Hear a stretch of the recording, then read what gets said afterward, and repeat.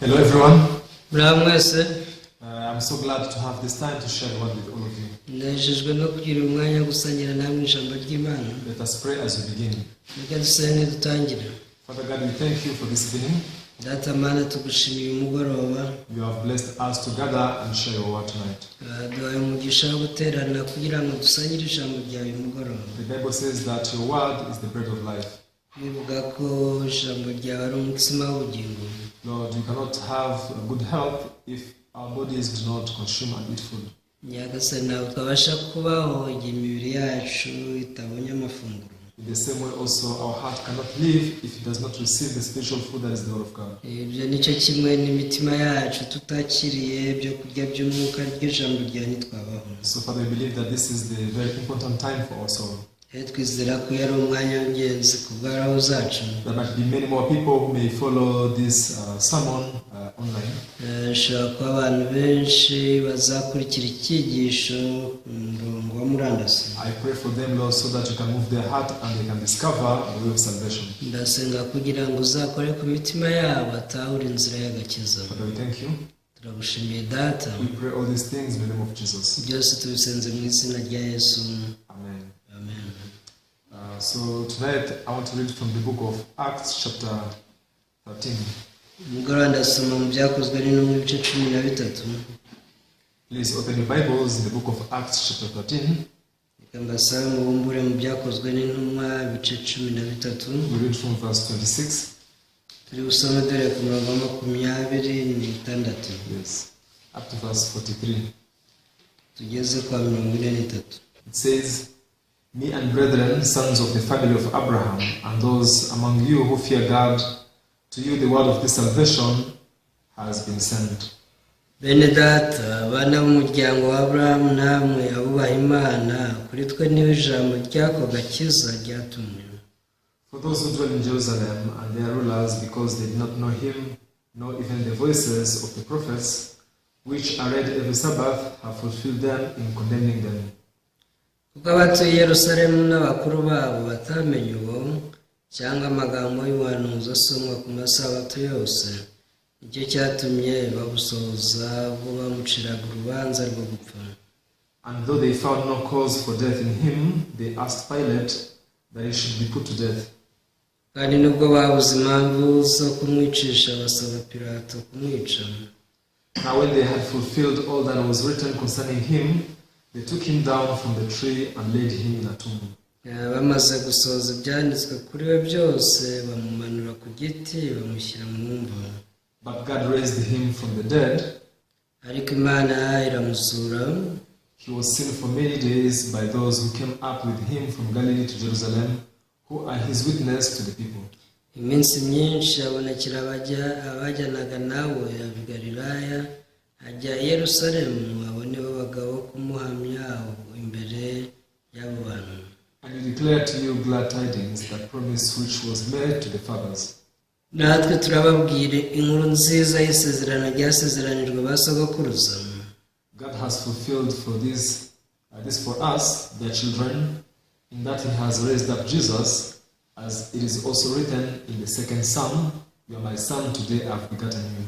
Yuko Imana ari twe yabisohorejeho, twebwe abana babo ubwo yazuraga Yesu, nkuko byanditswe muri Zaburi ya 2 ngo, "Uri umwana wanjye, uyu munsi ndakubyaye."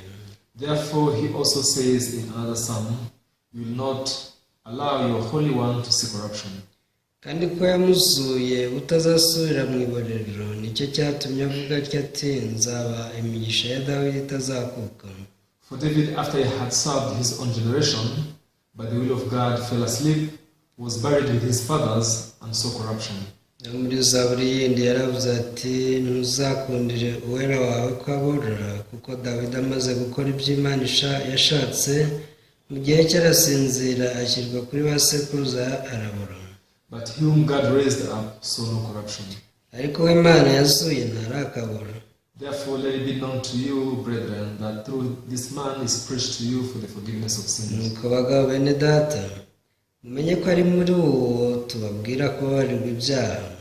And by him everyone who believes is justified from all things which he could not be justified by the law of Moses. kandi uwizera wese atsindishirizwa nawe mu bintu byose by'amategeko ya Mose atabashaga kubatsindishiriza. Beware therefore lest what has been spoken in the prophets come upon you. Nuko mwirinde kugira ngo ibyavuzwe n'abahanuzi bitabasohoraho ngo Behold, you despisers marvel and perish, for I work in your days, a work which you will not by no means believe, though one were to declare it to you.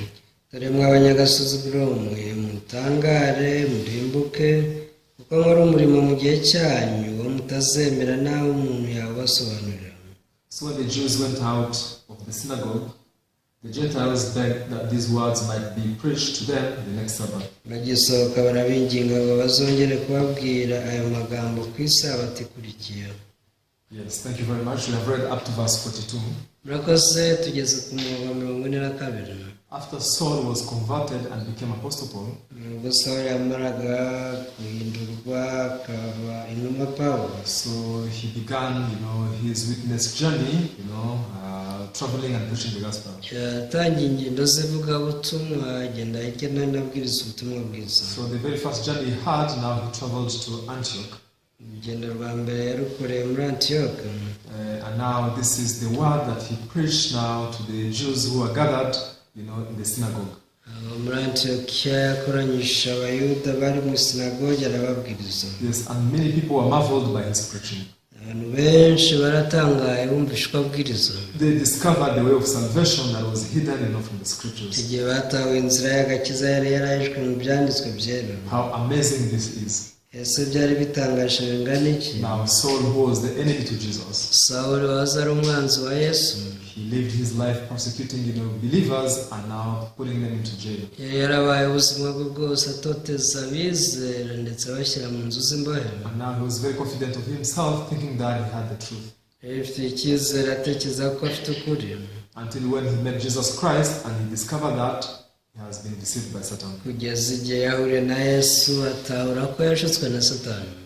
Whoever meets Jesus truly in their lives, umuntu wese uhuye na Yesu by'ukuri mu buzima they cannot help but to change. ni amahitamo aba afite arahinduka. Because Jesus, has the power to change anyone. kubera ko Yesu afite imbaraga zo guhindura umuntu wese.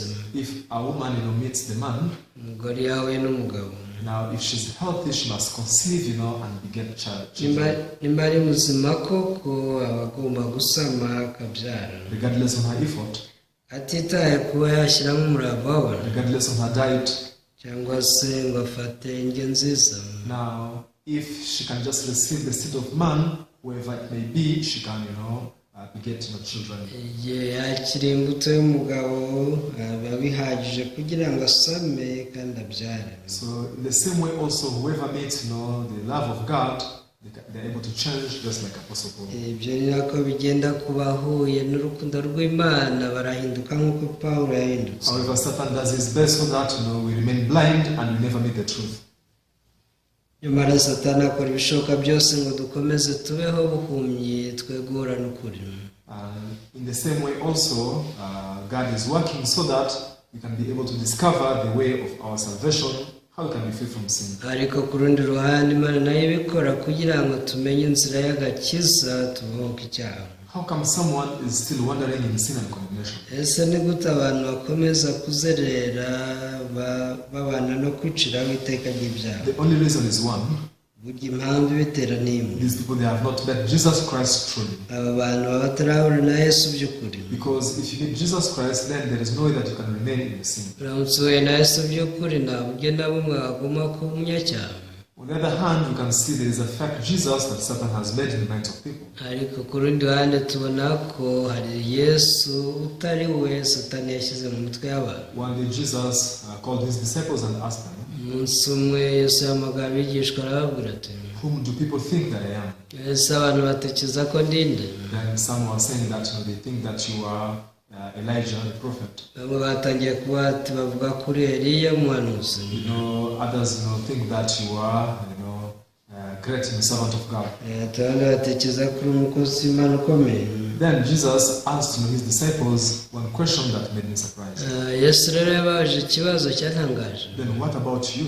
yabaje mwebwe mugira ngo ndinde Whom do you think that I am? mwebwe mutekereza ko ndinde Now, it seems to be a foolish question. byasaga n'ikibazo cy'ubupfapfa Because these people have been following Jesus for many years. kuko bari barabanye nawe imyaka myinshi. How can they follow someone whom they don't know? ese ni gute bari gukurikira uwo batazi? Then why is Jesus asking them, what about you? Whom do you think that I am? ese ni gute Yesu abaza ati mwebwe mutekereza ndinde? Do you think Jesus was out of his mind? ese mutekereza ko Yesu yari yasaze Or do you think Jesus was just kidding? cyangwa se yarimo abakinisha? Now, there's something very important his disciples needed to know. hari ikintu cy'ingenzi abigishwa bari bakeneye kumenya. So there is a certain Jesus that is formed in our mind. hari Yesu wiremye mu bitekerezo And byacu, there is the Jesus introduced by the Bible. hakaba na Yesu uvuga muri Bibiliya. These two are very different. aba bombi baba bahabanye. Many people think that if I just, praise God so much, if I work for the church, then God will be happy with me. abantu benshi baratekereza ngo nimpimbaza cyane ngakorera itorero Imana izanyishimira. However, God leads us the way to meet Jesus Christ because that's the most important than doing many works. nyamara Imana ituyobora guhura na Yesu Kristo kubera ko ari byo by'ingenzi kuruta gukora imirimo myinshi. Now, in the Bible, we see many people who went through many difficulties and sufferings. muri Bibiliya tubona abantu benshi baciye mu ngorane n'imibabaro. In the beginning, it seemed that they were unfortunate because they met hardships and difficulties in their life. mu itangiriro ryabyo byasaga n'aho ari abantu bagushira ishyano kubera ibyo bibazo. However, if you keep reading, ariko iyo ukomeje gusoma you can see that the troubles, the hardships they faced were a good chance for them to meet the grace of God. ubona ko amakuba n'ibyago bahuraga nabyo yari amahirwe kuri bo kuyabahura n'umutima w'Imana. There is this woman who had, blood flow, for 12 years. hari umugore wari mugongo imyaka 12 yose. Now she could not recover from her disease. muri iyo myaka yose ntiyabashije gukira uburwayi bwe. She tried to meet, different physicians. She tried to visit different hospitals, but nobody could heal her disease. yari yaragerageje gusura abaganga batandukanye n'ibitaro bitandukanye ariko nta n'umwe wamuvuye. Now there the Bible says that she spent all her wealth, trying to become well, but she couldn't make it. bivuga ko yagerageje gukira akamara imitungo ye yose ariko akarushaho kuremba. Now she was left with nothing. yaje gusigara amara masa. And a story was heard in her ears that Jesus is passing in her village. yaje kumva inkuru ko Yesu ari guca mu mudugudu wabo. Now she realized this is the only chance I have to be free from my disease. aravuga ati ni amahirwe yonyine mfite kugira ngo nkire iyi ndwara. Then there was a crowd that was pressing Jesus Christ on the way, on the street as he was walking. aho hari isinzi ry'abantu bari kubyiganira kuri Yesu.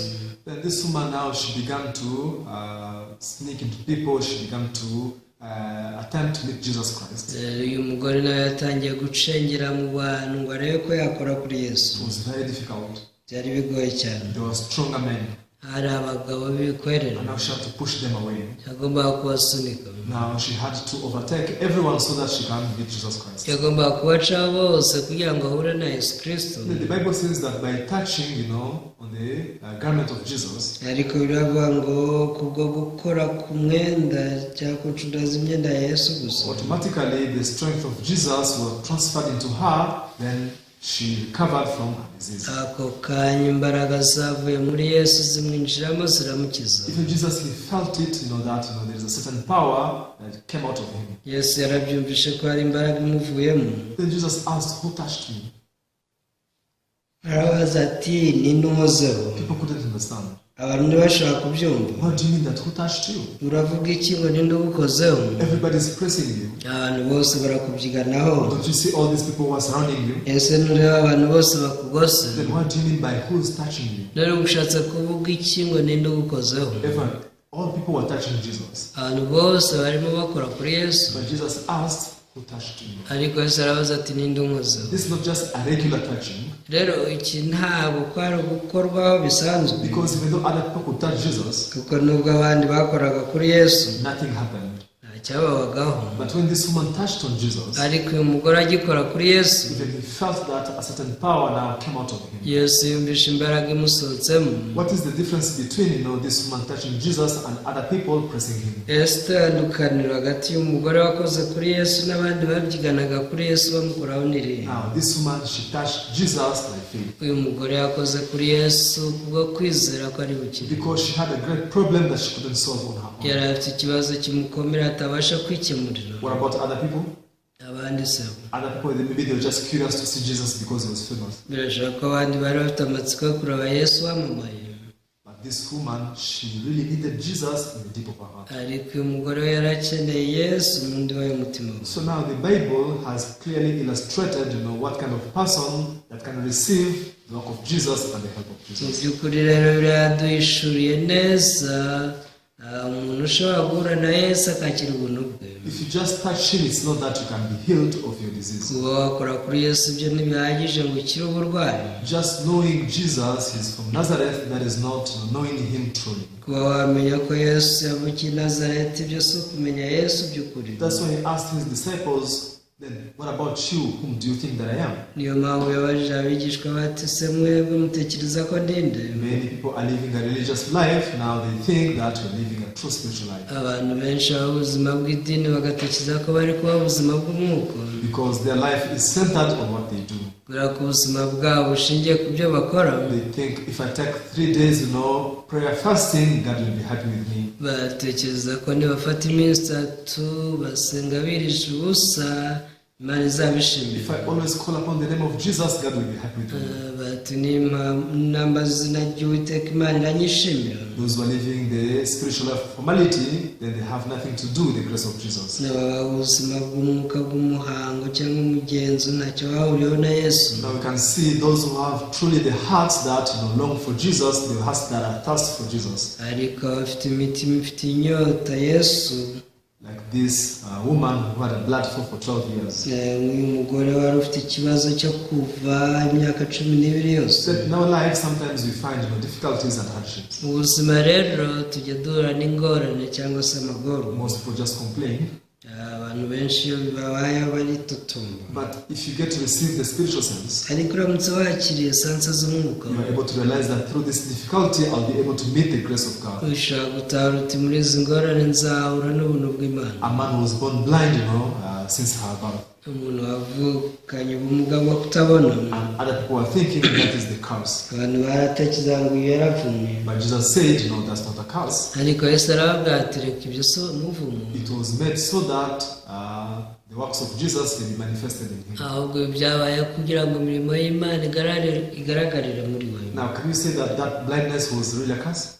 Si ubwo wakongera kuvuga ko ubwo bumuga bwo kutareba wari umuvumo. If that was the channel for him to meet God in his life, nimba yariyo nzira yo guhura n'Imana mu buzima bwe, that is the most blessing. ni ukuri wowe wari umugisha uruta iyindi. In my life, I was tormented so much whenever I could imagine that I was standing before God. Ubuzima bwanjye rero hahambutse igihe cyose natekerezaga ko nzahagarara imbere y'Imana. Because of that, I tried to visit different churches so that I can be free from my heart. Ibi byanteye gusura insengero nyinshi cyane ngo ndebe ko nabaho icyaha mu mutima.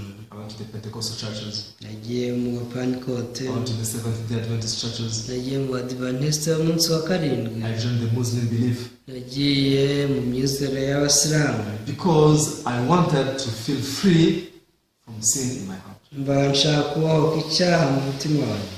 However, I could not be free from sin because I had not reached my limit. Ariko sinabashije kubaho icyaha ko nari narashyikira imbibi zanjye. Still, there was something that I was trusting in my heart. N'icyo gihe nari ngifite ibintu nizera byo mu mutima wanjye. Yes, even though I judged myself to be a sinner, nubwo niyitaga umunyabyaha, but I don't think that I'm a sinner 100%. ariko sinatekereza ko ndi umunyabyaha gusa 100%. I thought I'm a sinner one part, but another part I'm good to be pleased by God. Abantu igice kimwe kuko ndi umunyabyaha ariko ikindi ndi umuntu mwiza wahagarara imbere y'Imana. This person cannot receive salvation. Nyamara umuntu nk'uyu ntiyakwakira agakiza. Who can receive salvation? Ninde ushobora kukakira? The man who has no other way to be free from their sin in their hearts. ni umuntu udafite indi nzira n'imwe yabohokeramo icyaha. Now in the Bible, many places God is telling us the image of our heart. muri biriya henshi Imana itwereka ishusho yacu, So that you give up on relying on yourself.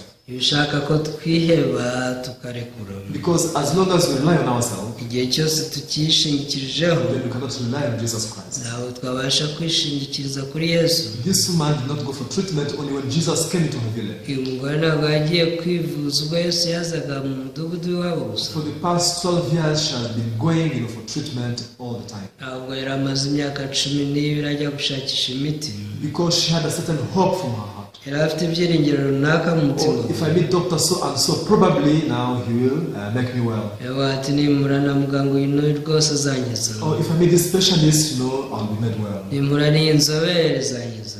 What if I travel abroad? Yesu wajya kwivuriza hanze. Maybe if I go abroad, there are very good experience, specialists who can treat me. hari ngiye hanze nasanga inzobere nziza zikankiza. When there was still, some little hope from her heart. igihe cyose yajya ifite ibyiringiro nubwo byaba bike mu mutima we, There was no need of her to meet Jesus Christ. ntabwo rwose yari akeneye guhura na Yesu So Kristo. now, in the Bible, God leads us to failure. muri Bibiliya Imana ituyobora mu gutsindwa. This is why he explains that in our heart there is nothing good, there is nothing acceptable by him. niyo mpamvu dusobanura ko mu mitima yacu nta cyiza na kimwe yakwakira. One day Jesus spoke about what come out of the heart of man. umunsi umwe Yesu yavuze ibisohoka mu mutima w'umuntu. I want us to read the book of Mark chapter 7. ndashaka ko dusoma muri Mariko ibice 7. We can read Mark chapter 7 verse 20 to 23. Mariko ibice 7 umurongo wa 20 tugeze ku wa 23. Yes, here the Bible says, and he said, what comes out of man that defiles a man? rero bangu aravuga ati biva mu muntu nibyo bimuhumanya. For from within, out of the heart of man proceed evil thoughts, adulteries, fornications, murders. kuko mu mitima y'abantu havamo imigambi mibi, guheta no gusambana, Thefts, covetousness, wickedness, deceit, lewdness, an evil eye, blasphemy, pride, foolishness. kwiheba no kwica, kwifuza kubi no kugira nabi, uburiganya n'iby'isoni, inyigisho ribi n'ibitutsi, ubwibone n'ubupfu. All these evil things come from within and defile a man. ibyo byose biva mu muntu nibyo bimuhumanya. Now Jesus, who created our heart, Yesu waremye imitima yacu, Jesus who knows everything, Yesu uzi byose. now here he spoke about the image of human heart. yavuze ku ishusho y'umutima w'umuntu. And Jesus said the things that come out of the heart of man. yavuze ibiva mu mutima w'umuntu. Now we have listed all these things spoken by Jesus. tumaze kuvuga lisite y'ibyo Yesu yavuze byose. Did you find anything good? ese mwasanze muri byo hari icyiza kirimo? If you found anything good, please you can tell me. nimba hari icyiza wabonye muri ibyo rwose umbwire. Verse 20. umurongo wa 20. And he said, what comes out of man that defiles a man. aravuga ati biva mu muntu nibyo bimuhumanya. For from within, out of the heart of man proceed evil thoughts, adulteries, fornication, murders. mu mitima y'abantu havamo imigambi mibi, guheta no gusambana. Did you hear anything good? ese hari icyiza mwumvishe mwibi? Even if you keep reading up to verse 23, nubwo wakomeza ugasoma kugeza ku wa 23, I don't find anything good from the things spoken by Jesus. ibi byose Yesu yavuze nta cyiza na kimwe kibirimo. Do you think it's because he forgot? ese mutekereza ko Yesu yibagiwe? No way. oya. According to the eyes of Jesus, according to the judgment of God, he does not see anything good from man. gendeye ku maso ya Yesu n'urubanza rw'Imana nta kizibona mu muntu. If there was something good, then God would have mentioned it. yaza ko hari icyiza Imana barakitubwiye. Then Jesus is saying only evil things proceed out of the heart. ariko Yesu aravuga ati ibi gusa nibyo biva mu mutima w'umuntu. Why is it so? ese kuki ari uko bimeze? The reason is only because we are the people who bear the heart of Satan. impamvu ni uko turi abantu bafite umutima wa Satani. This is the heart which Satan has planted in all people. uyu ni umutima Satani yabibye mu bantu bose. You cannot discover this or realize it with your own understanding. rero ibi ntiwabitahura mu myumvire yawe bwite, Because this happened even before you were born in this world. kuko ibi byabayeho na mbere yo kuvukira mu isi. The heart of Satan, you cannot feel it physically. umutima wa Satani wawiyumvamo, You cannot see it with your eyes. ntabwo wabona n'amaso. That's why many people are ignorant about it. niyo mpamvu usanga abantu benshi batawuzi. However, God wants to save us. ariko Imana ishaka kudukiza. God has revealed in many places in the Bible that we live with an evil heart from the devil. Yaduhishuriye ahantu henshi muri Bibiliya ko tubana n'umutima mubi w'umwanzi. Even when you read the book of John chapter 8 verse 44. Yesomye abantu 8:4. There the Bible says that you are of your father the devil. Aho ngaho Bibiliya yaravuze ngo mukomoka kuri so Satani. It means that the flesh we have originated from Satan. Bivuze ko kamere dufite yavuye kuri Satani. Now if we say that there is nothing good that come out of the heart of Satan, rero turamutse twemeye ko nta cyiza kiba mu mutima wa Satani, everybody would understand easily. Buri wese yabyumva neza. There is no one who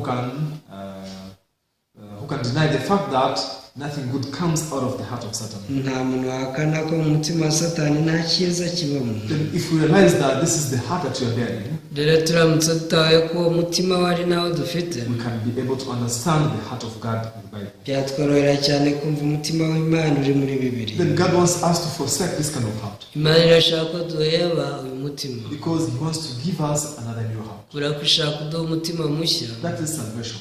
Uwo ni agakiza. Salvation means forsake everything of your own. Agakiza bivuze guheba ibyawe byose. Then you receive the new thing from God, from Jesus Christ. Ukakira ibishya biva ku Mana, biva kuri Yesu. However, out of the hearts of people, ariko mu mitima y'abantu benshi, because they have a different side from God, kubera ko bafite imirebere itandukanye n'Imana, they just choose something that they consider to be evil. bahitamo kugendana n'icyo bita ikibi. They choose what they call to be evil. Bahitamo icyo bita ko ari kibi, Then they forsake it. bakakireka, and they keep holding what they call good. noneho bakagumana icyo bita cyiza. For example, nk'urugero, let's say today I did many different things. reka tuve ko uyu munsi nakoze ibintu bitandukanye. Out of what I did, maybe I had a conflict with the person and we fought. muri byinshi nakoze hari uwo twatonganye turarwana. Then on my way as I was going back home, mu gihe ntashye mu rugo, then I saw a beggar. Then I was very pitiful and I gave them money. nkabona umuntu uri gusabiriza nkamugirira impuhwe nkamuha amafaranga. Then this person, when he goes before God, let's say for example in the prayer before he goes to bed, uyu muntu najya gusenga wenda agiye kuryama, do you know how they say? muzi ko ari bubwire Imana, God, please forgive me. abati Imana mbabarire, Today I did something evil. uyu munsi nakoze amabi, Or I fought with my neighbor. narwanye n'inshuti yanjye, Forgive me that. ndakugize icyo kibabarire. Then he expects that God will keep considering the good that I have done. aba yiteze atuba Imana irita ku byiza nakoze. Now they repent from the evil deeds they did. Bihana ibikorwa bibakoze. And now they want to show God and take to God the good things that they have done. hanyuma bagashaka kwereka Imana ibyiza bakoze nabyo. But here in the book of Mark chapter 7, ariko muri Mariko ibice 7, Jesus said there is nothing good that come out of the heart of man. Yesu yaravuze ati nta cyiza na kimwe kiva mu mutima w'umuntu. What does it mean? bivuze iki? You need to forsake your heart, whole of it. dukeneye guheba umutima wacu wose. You don't need to choose what you think to be evil and maintain what you think to be good. ntabwo icyo dukeneye ari uguhitamo ibyo twita byiza n'ibyo twita bibi. Because according to the judgment of God, kubera ko ugendeye ku rubanza rw'Imana, He does not see anything good from us. nta cyiza na kimwe rwose tubonamo. Many people are ignorant about the secret. abantu benshi ibanga bararihishwe. This is why they try to hold the good things they have done. niyo mpamvu bagerageza kugundira ibyiza bakoze. And they expect to take them before God and be accepted. baba biringiye ko nibabijyana imbere y'Imana izabakira. However, these people have not yet known the Bible. ariko abo ni abantu batigeze bamenya Bibiliya. If you get to know the Bible well, uramutse umenye Bibiliya neza, you will realize that God, has no expectation from human heart. uzatahura ko Imana nta kintu iba yiteze mu mutima w'umuntu. Then Apostle Paul came to discover this truth. intumwa Pawulo kundi ko kuri yaje gutahura. My works, by me keeping the law, I cannot be justified. ati rwose imirimo yanjye yo kubahiriza amategeko ntiyansindishiriza. This is why God promised a Savior. niyo mpamvu Imana yansezeranije umukiza. Starting from the times of old, in the time of our ancestors, guhera mu bihe bya kera by'abakurambere. now God promised to send the Savior who is the Messiah. Imana yari yarabasezeranije kuzohereza Mesiya. Now, when he connected that, he discovered Jesus Christ was that Messiah. ubwo yahuzaga ibi ngibi yaje gutahura ko Yesu ari we Mesiya wavuzwe. Yes, and now Apostle Paul, he forsook everything of him. intumwa Pawulo ibyo byose yarabihebye. He did not forsake just half of them. Ntabwo yarabye igice gusa. He forsook all things he had piled up and he was proud of. Ntabwo ibintu byose yararundanyirije yarabihebye. We can read the book of Philippians. Reka dusome mu gitabo cy'Abafilipi. Yes, Philippians chapter 3. Abafilipi ibice bitatu. I will read verse 7. Ndasomera umurongo wa 7. Now here you can see how Apostle Paul he repented before God. Turebe uko intumwa Pawulo yihanye imbere y'Imana. But what things were gained to me, these I have counted loss for Christ. Nyamara ibyari indamu yanjye nabitekereje ko ari igihombo ku bwa Kristo. Yet indeed I also count all things lost for the excellence of the knowledge of Jesus Christ, my Lord, for whom I have suffered the loss of all things and count them as rubbish, that I may gain Christ. Ndetse n'ibintu byose mbitekereza ko ari igihombo kubw'ubutunzi butagira akagero aribwo kumenya Kristo Yesu, kubwo naho ibyanjye byose ndetse mbitekereza ko ari amase kugira ngo ndonke Kristo. Now here Apostle Paul keeps saying all things, all things. Intumwa Pawulo akomeza kuvuga ati byose. Yet indeed I count all things lost for the excellence of the knowledge of Christ Jesus. Naho ibyanjye byose ndetse mbitekereza ko ari amase kugira ngo ndonke Kristo. For whom I have suffered the loss of all things and count them as rubbish. Ndetse n'ibintu byose mbitekereza ko ari igihombo kubw'ubutunzi butagira akagero. Now in order to gain Jesus Christ, kugira ngo wakire Yesu Kristo, you need to lose your own things. ugomba guhomba ibintu byawe byose. But what should you lose?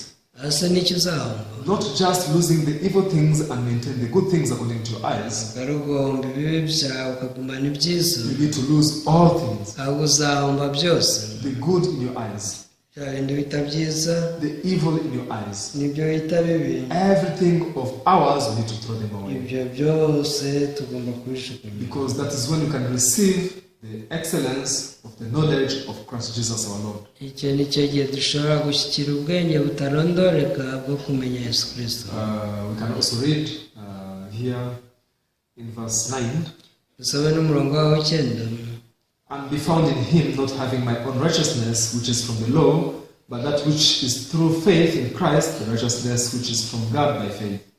Kandi mboneke ko ndi muri we, afite gukiranuka kwanjye kuva mu mategeko, ahubwo mfite ukuzanwa no kwizera Kristo, ariko gukiranuka kuva ku Mana guheshwa no kwizera. Before he met Jesus Christ, mbere yuko ahura na Yesu Kristo, he had his own righteousness. yari afite gukiranuka kwe. And that is, that is the things that actually forsook, as we read in upper verses. Kandi urebye mu mirongo twasomye haruguru, ibyo nibyo yahebye arabihomba. These were his gain.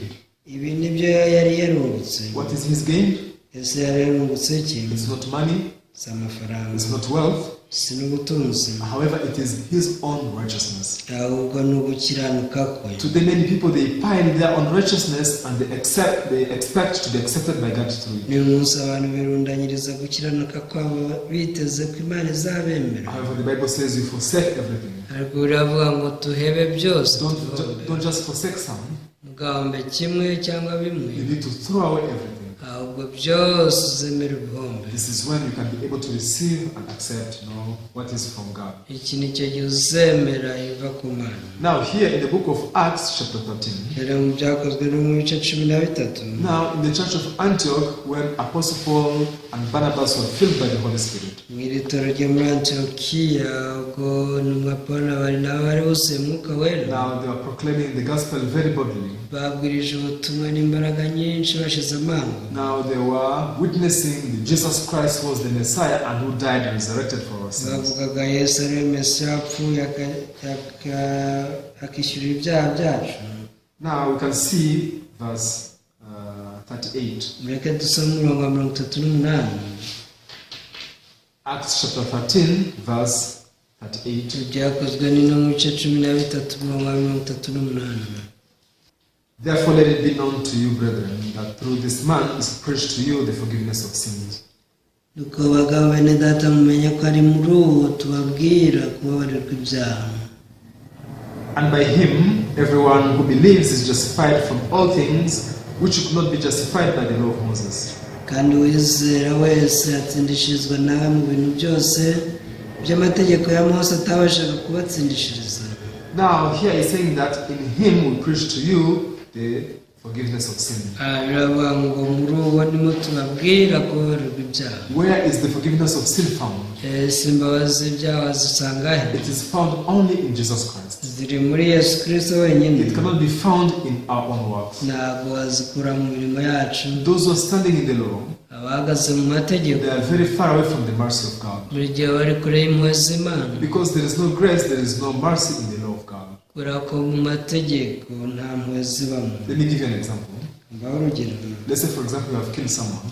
Twibaze ko wishe umuntu. Then you go to the court. Ukajya mu rukiko. Then you say that you see I have killed someone, but I want to do some community work. Kavuga uti dore nishe umuntu ariko ndashaka kwihana kandi ngakora imirimo ifasha sosiyete. I have killed someone, now I want to do community work. Nishe umuntu ariko ndashaka gukora umuganda. Can you let me free? Ese kuko nimwandekura? Do you think the judge will let you free? Ese kuko umucamanza urumva azakurekura? Of course, doing community work and helping people is good.